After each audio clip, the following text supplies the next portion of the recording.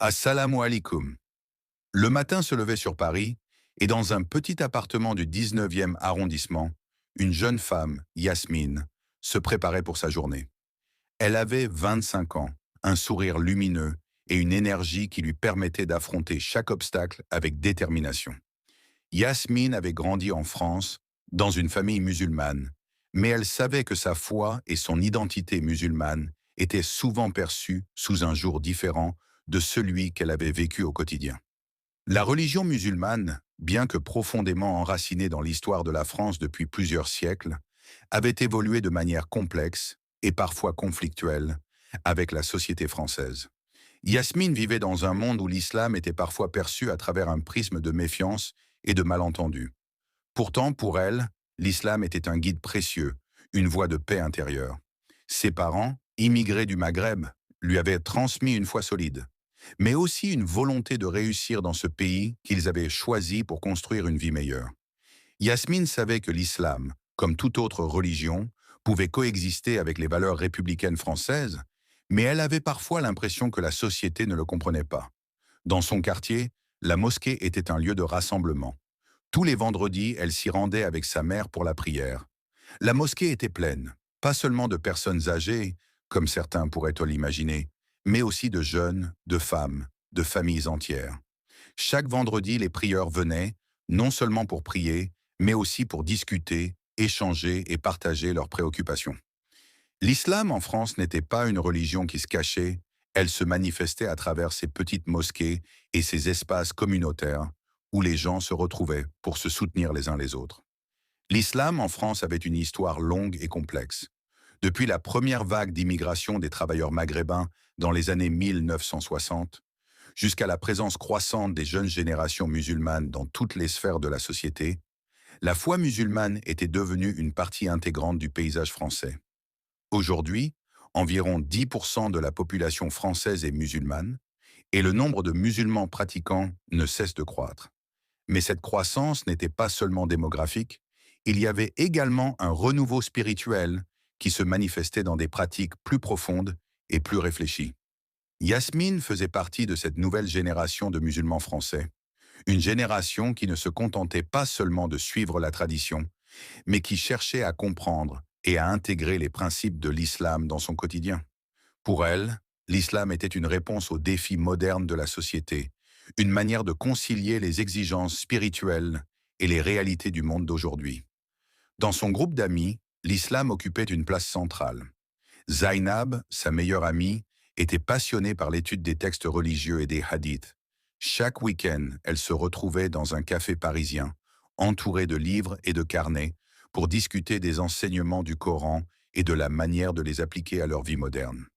L'islam nous enseigne à être responsables de notre environnement, à prendre soin des autres, à respecter nos voisins, peu importe leurs croyances, disait Zainab avec conviction. Ces discussions, loin d'être des débats théologiques ennuyeux, étaient un véritable échange vivant où les deux jeunes femmes cherchaient à comprendre comment la foi pouvait répondre aux préoccupations de la société contemporaine.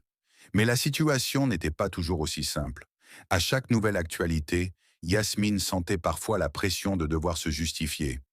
Lorsque des actes de violence étaient commis par des individus se réclamant de l'islam, elle se retrouvait malgré elle à devoir rappeler que l'islam qu'elle vivait n'avait rien à voir avec la haine et la violence.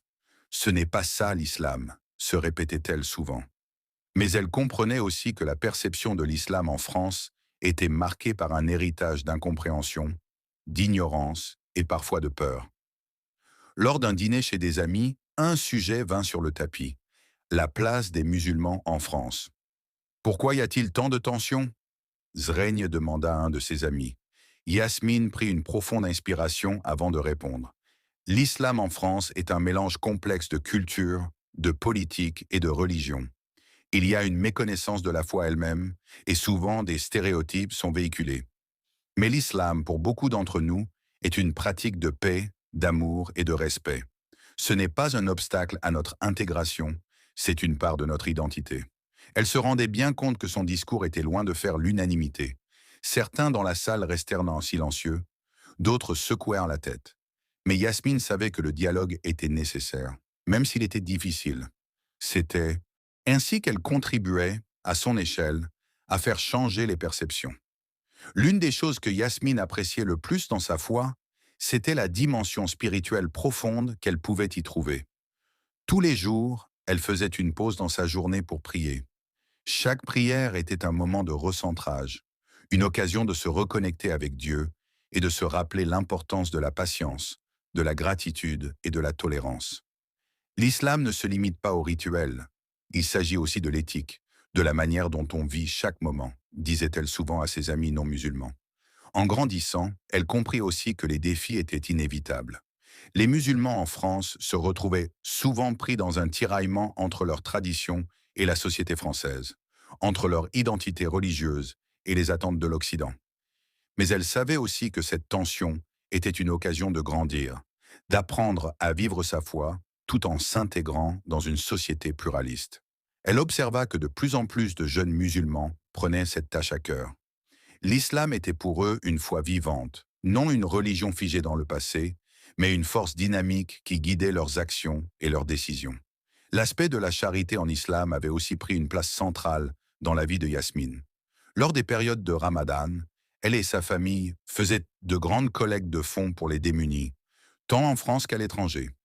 Chaque année, elle participait à des actions solidaires dans son quartier, aidant les personnes âgées, distribuant des repas chauds aux sans-abri et organisant des collectes de vêtements pour ceux qui en avaient besoin. Elle croyait profondément que la foi devait se traduire en actes. L'islam n'est pas seulement une question de prière, mais de service aux autres, disait-elle souvent avec un sourire. Malgré les défis, Yasmine était optimiste pour l'avenir. Elle voyait de plus en plus de jeunes, comme elle, prendre part activement à la société française, non seulement en tant que musulmans, mais aussi en tant qu'acteurs responsables. Les mosquées, autrefois perçues comme des lieux clos, étaient devenues des centres ouverts, des lieux d'échange, de réflexion et d'engagement. Beaucoup de musulmans s'étaient engagés dans des professions de service public, dans les arts, dans la politique, montrant ainsi que l'islam pouvait coexister harmonieusement avec les valeurs républicaines. À la fin de l'année, Yasmine se rendit à une grande conférence sur l'islam en France, où des intellectuels, des leaders religieux et des jeunes militants se retrouvaient pour discuter de l'avenir de la communauté musulmane en France. Ce fut un moment marquant pour elle, car elle sentit que les générations futures portaient un espoir. L'islam en France n'était pas une religion en crise, mais une foi en pleine croissance, capable de s'adapter et de contribuer à la société. Et Yasmine savait, au fond d'elle-même, que cette foi continuerait à croître, à s'épanouir et à offrir lumière et guidance aux générations à venir. Ainsi, l'islam en France avançait, un pas à la fois. Non pas comme une religion séparée ou distincte, mais comme une partie intégrante de la richesse culturelle et spirituelle du pays. Pour Yasmine, cela signifiait une chose. L'islam n'était pas une barrière, mais un pont. Un pont entre les traditions du passé et les défis du présent. Un pont entre les croyants et la société. Un pont vers un avenir plus juste et plus inclusif.